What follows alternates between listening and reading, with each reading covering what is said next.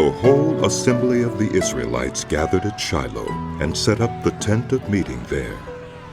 The country was brought under their control, but there were still 7 Israelite tribes who had not yet received their inheritance. So Joshua said to the Israelites, "How long will you wait before you begin to take possession of the land that the Lord, the God of your ancestors, has given you? Appoint 3 men from each tribe. I will send them out to make a survey of the land and to write a description of it, according to the inheritance of each. Then they will return to me. You are to divide the land into 7 parts. Judah is to remain in his territory on the south, and the house of Joseph in his territory on the north. After you have written descriptions of the 7 parts of the land, bring them here to me, and I will cast lots for you in the presence of the Lord our God. The Levites, however, do not get a portion among you, because the priestly service of the Lord is their inheritance. And Gad, Reuben, and the half-tribe of Manasseh have already received their inheritance on the east side of the Jordan. Moses, the servant of the Lord, gave it to them." As the men started on their way to map out the land, Joshua instructed them, "Go and make a survey of the land and write a description of it. Then return to me, and I will cast lots for you here at Shiloh in the presence of the Lord." So they left and went through the land. They wrote its description on a scroll, town by town, in 7 parts, and returned to Joshua in the camp at Shiloh. Joshua then cast lots for them in Shiloh in the presence of the Lord, and there he distributed the land to the Israelites according to their tribal divisions. The first lot came up for the tribe of Benjamin according to its clans.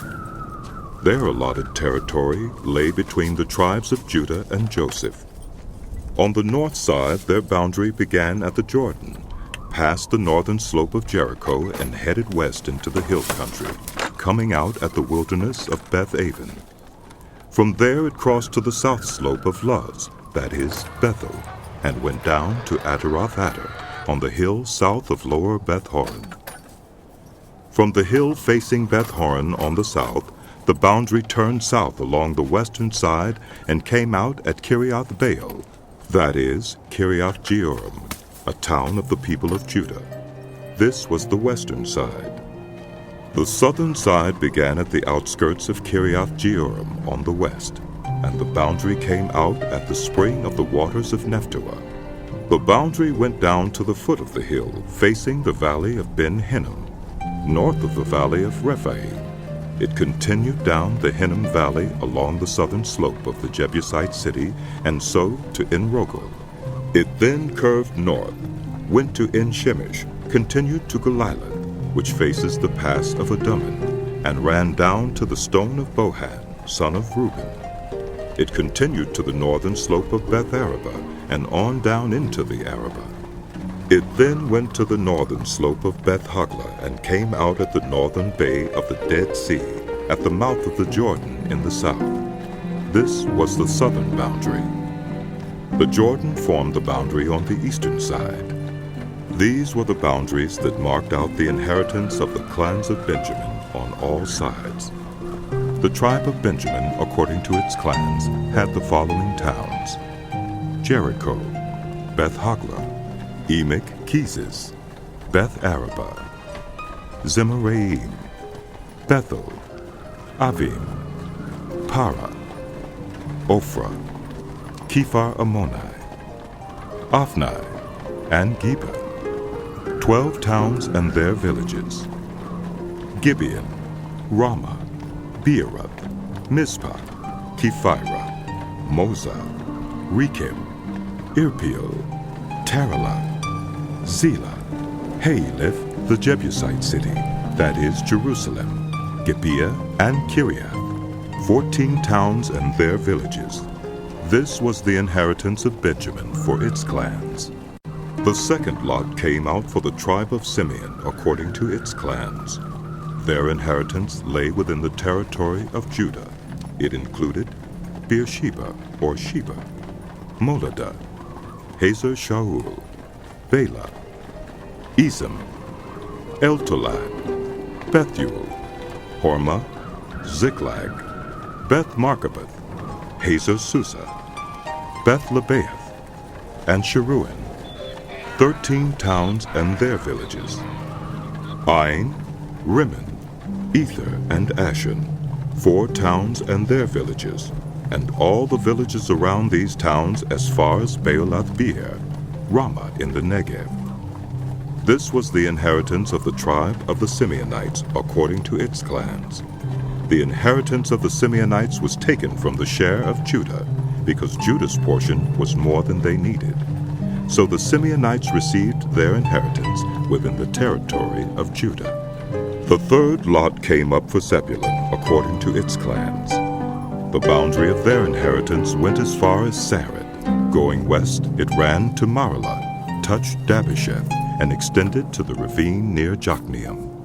It turned east from Sarid toward the sunrise to the territory of Kisloth-Tabor, and went on to Daberath and up to Japhiah. Then it continued eastward to Gath-Hepher and Eth-Kazin. It came out at Rimmon and turned toward Neah. There the boundary went around on the north to Hanathon and ended at the valley of Ifta-El. Included were Katheth, Nahalav, Shimron, Idalah, and Bethlehem. There were 12 towns and their villages. These towns and their villages were the inheritance of Zebulun according to its clans. The fourth lot came out for Issachar according to its clans. Their territory included Jezreel, Kisaloth, Shunem, Hapharaim, Shion, Naharath, Rabbith, Kishion, Ebez, Remeth, En-Ganim, En-Haddah, and Beth-Pazzez. The boundary touched Tabor, Shahazumah, and Beth-Shemesh, and ended at the Jordan. There were 16 towns and their villages. These towns and their villages were the inheritance of the tribe of Issachar according to its clans. The fifth lot came out for the tribe of Asher according to its clans. Their territory included Helkath, Halai, Beaton, Akshaph, Alamelech, Amad, and Mishal. On the west, the boundary touched Carmel and Sihor-Libnath. It then turned east toward Beth-Dagon, touched Zebulun and the valley of Ifta-El, and went north to Beth-Emek and Neiel, passing Kabul on the left. It went to Abdon, Rehob, Hammon, and Cana, as far as Greater Sidon. The boundary then turned back toward Ramah and went to the fortified city of Tyre, turned toward Hosah, and came out at the Mediterranean Sea in the region of Akzib, Umah, Aphek, and Rehob. There were 22 towns and their villages. These towns and their villages were the inheritance of the tribe of Asher according to its clans. The sixth lot came out for Naphtali according to its clans. Their boundary went from Heliph and the large tree in Zeunaim, passing Adumai-Nekib and Jabneel to Lakim and ending at the Jordan. The boundary ran west through Asnath-Tabor and came out at Hukok. It touched Zebulun on the south, Asher on the west, and the Jordan on the east. The fortified towns were Zedib, Zer, Hamath, Raketh, Kinnereth, Adamah, Ramah, Hazor, Kedesh, Edrei, En-Hazor, Iron, Migdal-El, Horem, Beth-Anath, and Beth-Shemesh. There were 19 towns and their villages. These towns and their villages were the inheritance of the tribe of Naphtali according to its clans. The seventh lot came out for the tribe of Dan according to its clans.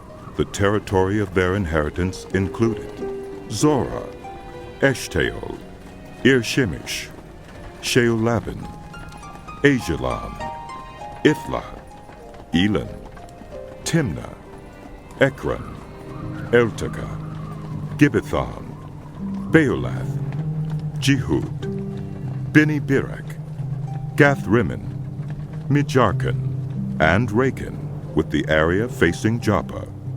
When the territory of the Danites was lost to them, they went up and attacked Leshem, took it, put it to the sword, and occupied it. They settled in Leshem and named it Dan after their ancestor. These towns and their villages were the inheritance of the tribe of Dan, according to its clans.